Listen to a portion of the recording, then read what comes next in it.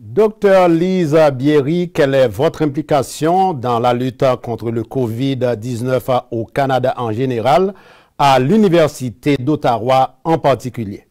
Alors, mon implication est à différents niveaux. D'une part, je suis épidémiologiste et chercheuse. Et je fais entre autres, notre équipe fait de la recherche sur la COVID, sur la transmission de la COVID.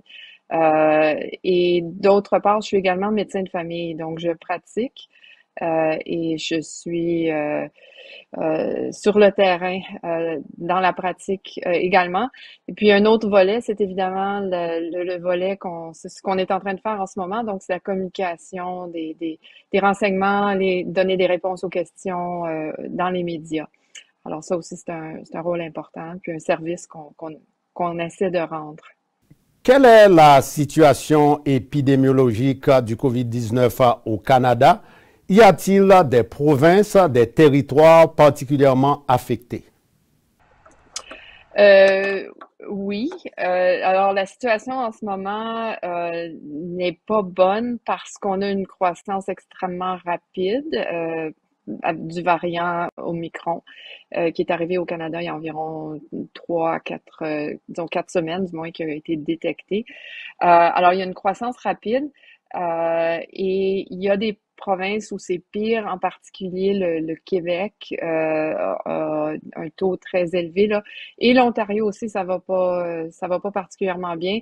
Les deux provinces aujourd'hui ont dépassé leur record du nombre de cas quotidiens de toute la pandémie. Donc ça vient de dépasser ce qu'on avait vu en avril dernier au moment là, de la troisième vague ici. Et il y a eu plutôt à l'automne et à la fin de l'été, il y a eu, il y a eu beaucoup de cas en Alberta, en Colombie-Britannique, etc. Mais en ce moment, c'est surtout le Québec là, qui est malheureusement le plus affecté. Mais partout au Canada, il y a une croissance extrêmement rapide. Si on compare le Canada aux autres pays, si on regarde le nombre de cas par million d'habitants, donc ce qui nous permet de comparer les pays les uns avec les autres, le Canada se débrouille quand même pas trop mal. On est à 273, ça c'était hier, 273 cas par million. Si on compare à la France a 841 cas par million hier. Et le Danemark a au-dessus de 1700 cas euh, euh, par million hier. Donc, on peut voir que tout est relatif, hein. Des fois, on se compare, on se console, mais il y a d'autres fois où on se désole. Alors, mais l'important, c'est qu'en ce moment, il y a une croissance rapide, une explosion essentiellement du nombre de cas au Canada.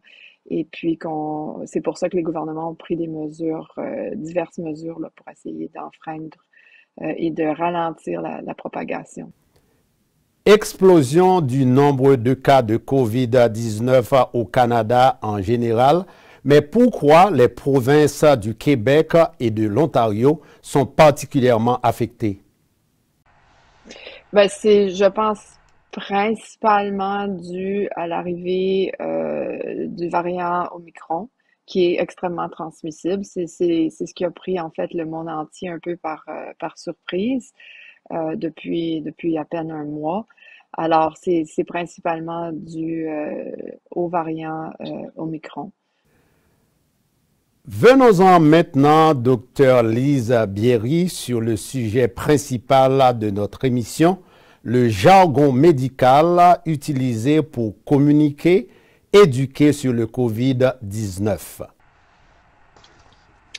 Ben, je pense que ça dépend ça dépend du jargon dont on parle. C'est clair qu'il y a des termes qui sont très pointus et qui sont pas clairs à un public général. Mais je pense que au cours des presque 2 dernières années, il y a eu quand même beaucoup de connaissances qui ont été transmises et les gens comprennent beaucoup plus de terminologie maintenant que avant la pandémie. Il y a toujours besoin de clarification, il y a pas toujours besoin d'explication, et puis c'est pour ça qu'on est là pour donner un coup de main. Justement, docteur Bierry, vous allez nous donner un coup de main, clarifier en quelque sorte des termes affichés sur tous les tableaux de bord sur le COVID-19. Commençons d'abord avec ces deux principaux indicateurs, taux d'incidence et taux de positivité. Alors, l'incidence, c'est le fait qu'il y a des nouveaux cas. Alors, le taux d'incidence, en fait, c'est ce que je vous disais tout à l'heure. Par exemple, si on regarde le nombre de nouveaux cas, mais pas simplement compter le nombre de nouveaux cas dans un pays ou une région, mais on divise ce nombre-là ou on le rapporte par rapport à un dénominateur standardisé qui serait le million. Alors, quand on dit que en France, il y a 840 cas par million hier, ça, c'est un taux d'incidence. C'est le nombre de cas divisé par la population, mais exprimé en utilisant une unité qu'on peut utiliser pour comparer avec d'autres pays. Parce que c'est évident que si on fait simplement comparer les cas, un pays qui a plus de population, comme la France, va avoir beaucoup plus de cas qu'un pays plus petit, comme par exemple les Pays-Bas ou le Danemark, etc. Donc, pour pouvoir faire ces comparaisons-là, on calcule ces taux d'incidence-là qui sont simplement le nombre de cas par million d'habitants. Puis ça nous permet de comparer, de faire des comparaisons d'un pays à l'autre en corrigeant pour la différence de population des pays.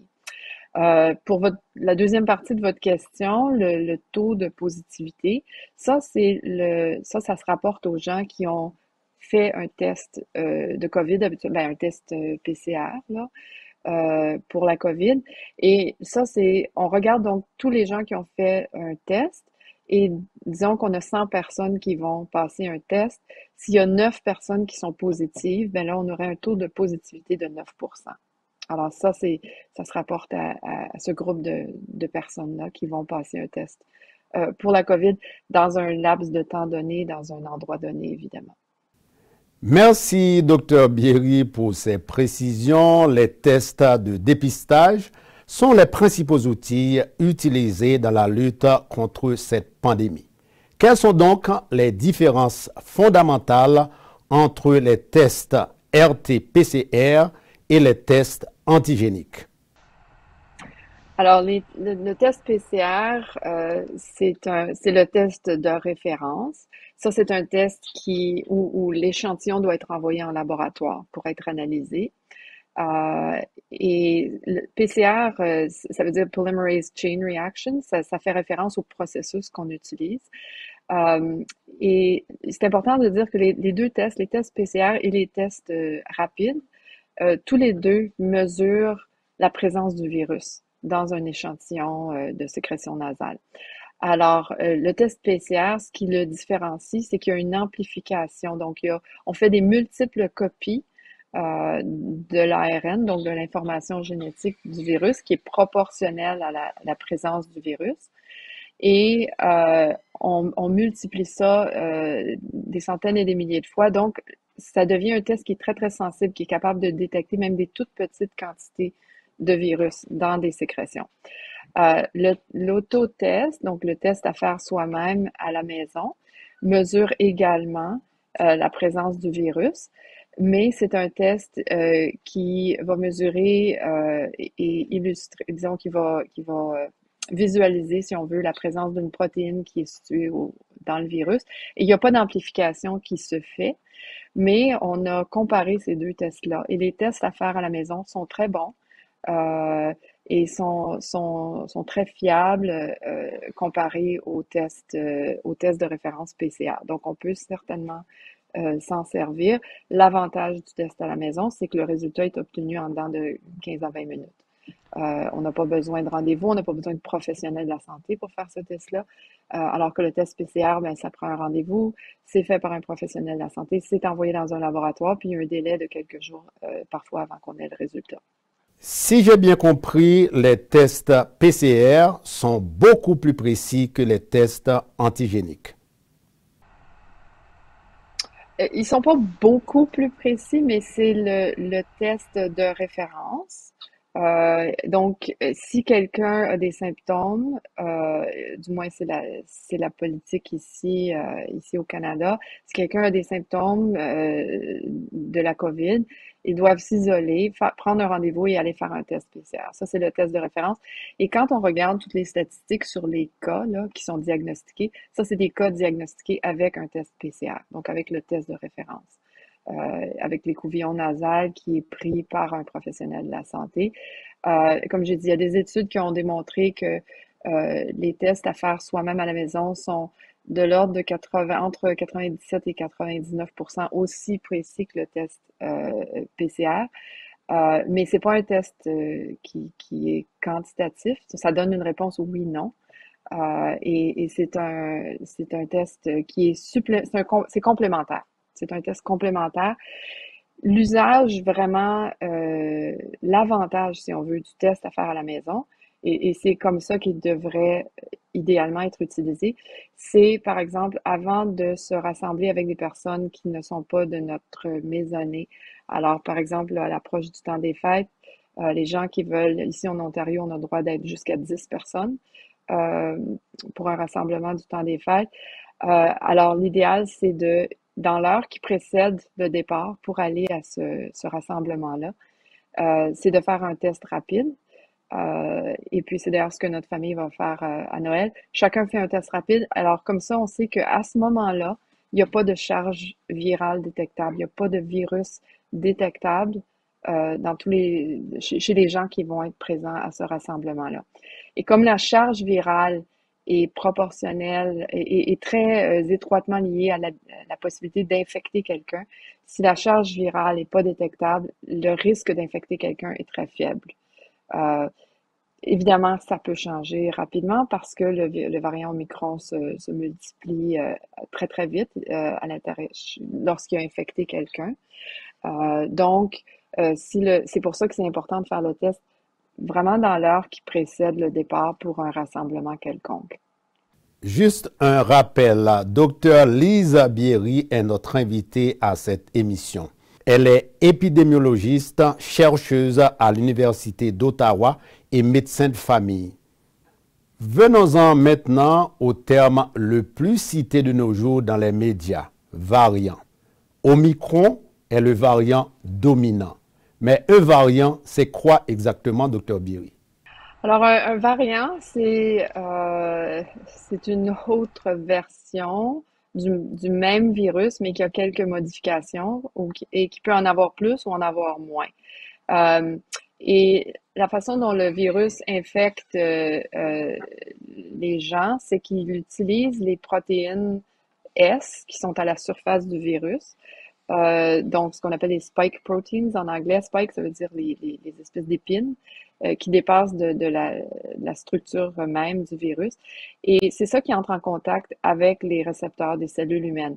Et cette protéine-là, elle est sujette à changer. Il y a des changements qui se font, il y a des mutations qui se font. Et ce qui est arrivé dans le cas du variant Omicron, c'est qu'il y avait beaucoup plus de mutations. Il y avait une trentaine de mutations comparées au variant Delta, qui était le variant dominant avant.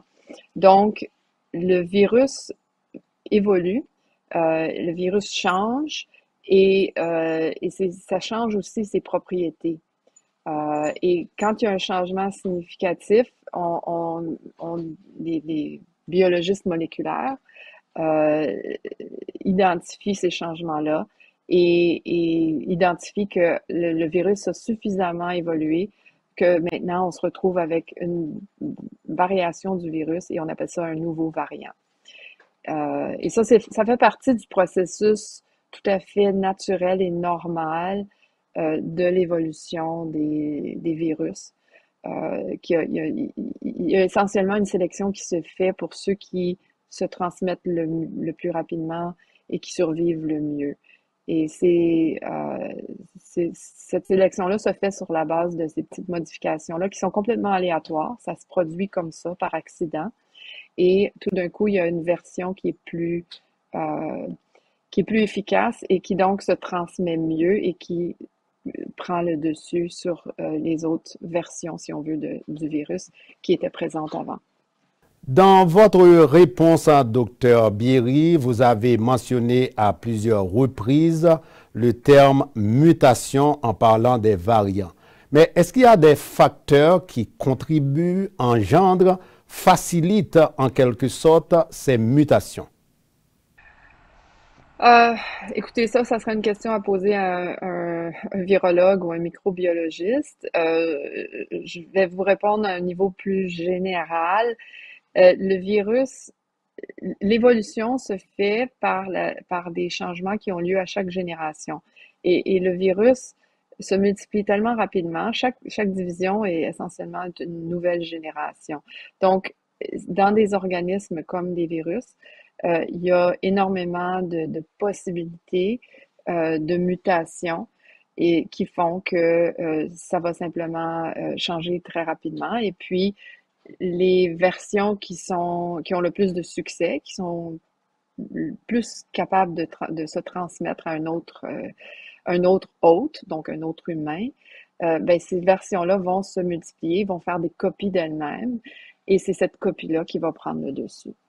Et c'est des variations qui sont aléatoires. On peut parler de mutation dans un autre contexte, là, mais je pense qu'on va dériver un petit peu. Si on parle de développement du cancer chez les humains, ça, c'est un processus qui se fait sur une beaucoup plus longue période de temps et qui peut être influencé par des facteurs environnementaux, etc., la radiation. Mais ça, c'est tout un autre sujet, là. Au niveau des virus, le temps de génération est tellement court que les mutations aléatoires sont suffisantes pour permettre à des nouvelles versions d'émerger et celles qui ont le plus de succès vont prendre le dessus. Depuis l'apparition du COVID-19 en décembre 2019, on n'a jamais vu autant de spécialistes en santé publique intervenir dans les médias de grand public. Épidémiologistes, virologues, infectiologues, mathématiciens ou statisticiens spécialisés dans la modélisation de la propagation du virus. Oui, tout à fait. Et puis, je pense on a vu, je me permettrai le commentaire, que la pandémie a donné lieu à une collaboration incroyable à l'échelle mondiale et une collaboration aussi très interdisciplinaire où chacun contribue selon son domaine d'expertise et sa formation, sa spécialité. Vous parliez virologue, épidémiologiste. Essentiellement, un virologue, c'est quelqu'un qui est un médecin et qui a fait une spécialisation en maladies infectieuses et qui a fait une sous-spécialisation en maladies infectieuses causées par les virus. Du moins au Canada, c'est comme ça qu'on devient virologue. Il y a également des gens qui étudient les virus qui ne sont pas médecins, mais qui ont des formations doctorales dans ce domaine-là, en biologie moléculaire, par exemple. Et en fait, d'épidémiologie, ben, c'est l'étude de la transmission et des maladies et des facteurs de risque pour les maladies dans les populations humaines. Alors, il y a des épidémiologistes qui ont des formations doctorales, mais qui sont pas médecins. Et il y a des gens qui portent deux chapeaux, comme moi-même. Je suis médecin, mais je suis également épidémiologiste. J'ai également une formation doctorale. Alors, il y a différents chemins pour arriver à ce genre de rôle-là. Et il y a également des mathématiciens, il y a des informaticiens, il y a des gens qui font de la modélisation sur la transmission justement dans les populations, des gens qui font de la modélisation pour comprendre les changements dans la structure du virus, les fameuses protéines S dont on parlait tout à l'heure. Alors, il y a différents domaines d'expertise qui sont appelés à contribuer. Puis, on a vraiment vu une collaboration là, inégalée jusqu'à date et très positive à tous les niveaux, au niveau de la planète au complet, au courant de cette pandémie. Pour terminer, Dr Lisa Bierry, parlons un peu de l'actualité en Europe où l'explosion rapide des contaminations dues au variant Omicron crée une sorte de panique. En France, le conseil scientifique qui fait des recommandations à l'équipe Macron-Castex-Véran, craint une possible désorganisation de la société française à partir du mois de janvier prochain. Docteur Bierry, est-ce qu'il y a lieu de s'inquiéter ici en Amérique du Nord? Écoutez, c'est possible. Puis je dis ça sans connaître tous les détails de la situation française. Mais je pense que ce que toutes les sociétés craignent en premier lieu, c'est un débordement des services de santé. Ça a été la crainte tout au long de la pandémie, que les hôpitaux soient débordés, que les unités de soins intensifs soient débordées. Et on a eu, il y a déjà eu ici au Canada ce qu'on appelle du délestage, quand on est obligé d'annuler des chirurgies non urgentes afin de s'assurer qu'il y a des lits de libre parce qu'on prévoit qu'il va y avoir beaucoup de cas de COVID qui vont devoir être hospitalisés. Alors, la désorganisation de la société, disons, notre première préoccupation, c'est la désorganisation des soins de santé. En fait, c'est pas une désorganisation, c'est un débordement. C'est un débordement. Bon, ensuite, vous aviez mentionné dans nos communications avant l'émission, tout le côté commercial, le côté des pénuries, etc. Est-ce que c'est possible? Oui. On a remarqué certainement ici au Canada tout au long de la pandémie que sans qu'il y ait de pénurie nécessairement aiguë, quoiqu'au début, il y a eu une espèce de ruée sur le papier de toilette. Mais les chaînes d'approvisionnement sont plus lentes qu'à l'habitude. Et c'est clair que si il y a une éclosion dans une manufacture ou dans un endroit qui justement où il y a des envois de colis, par exemple, on pense à Amazon ou on pense à... Il y a eu des éclosions ici plutôt au cours de la pandémie dans des manufactures là, de production de viande. Ben c'est clair que ça va avoir un impact sur la production.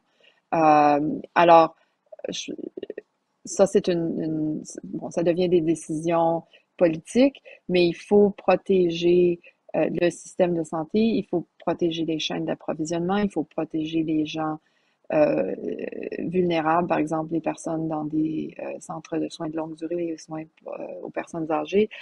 Et il faut protéger aussi nos travailleurs de la santé parce que s'ils sont malades, ben, ils ne pourront pas s'occuper des patients. Donc, tous ces impératifs sont là. Et c'est pour ça qu'on vaccine, c'est pour ça qu'on essaie de donner la 3e dose le plus rapidement possible à tous ceux qui sont éligibles. C'est pour ça qu'on a des restrictions sanitaires, qu'on porte des masques, qu'on a réduit là, à l'approche des fêtes le nombre de personnes qui ont le droit de se rassembler. C'est pour ça qu'on distribue les tests rapides. Donc, toutes ces mesures-là, c'est des couches de protection qu'on insère pour ralentir la propagation du virus, pour pas qu'on se trouve dans des situations où la société, que ce soit dans le système de santé ou dans les chaînes d'approvisionnement ou dans les services d'urgence, pour pas que la société soit complètement débordée et ne puisse plus fonctionner là, de façon acceptable, disons. Alors, quand les gens c'est comprenable que les gens sont pas contents de devoir faire des sacrifices, mais c'est pour ça qu'on les fait, ces sacrifices-là. C'est pour pouvoir protéger nos diverses capacités de fonctionner en tant que société. Ainsi s'achève, mesdames, messieurs, cette édition spéciale de Caméra Mosaïque consacrée au jargon autour du COVID. Merci à notre invitée, Dr Lise Bierry de l'Université d'Ottawa. Merci également à toute l'équipe du département des relations publiques de cette dite université qui a planifié, coordonné notre entretien avec Dr Lise Bierry. À bientôt.